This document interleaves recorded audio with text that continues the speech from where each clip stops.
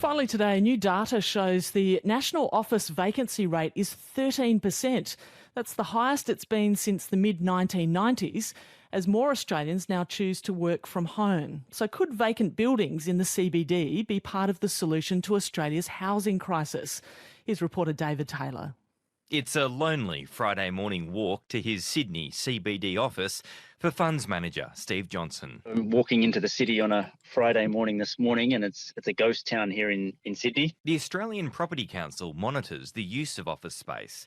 Its latest report shows the national CBD vacancy rate increased from 12.8% to a multi-decade high of 13.5%.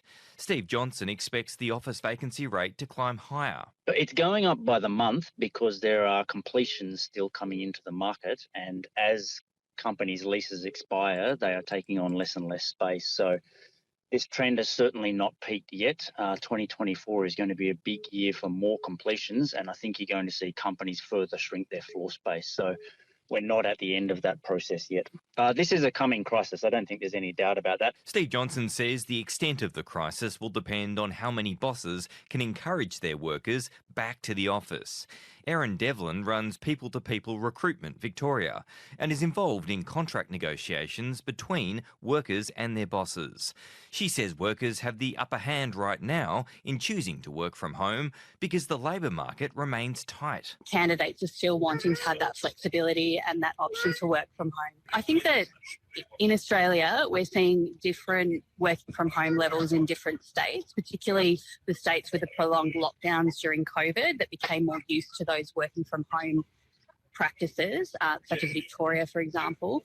We're seeing it's much harder for employers to shift back to getting people back in the office. People are typically wanting flexibility in their work environments, and it's going to depend on how in-demand candidates are. We're still in a really tight labour market at the moment, and so employers do need to offer really good flexibility if they want to attract great people to their business. And the law may be shifting in favour of workers too.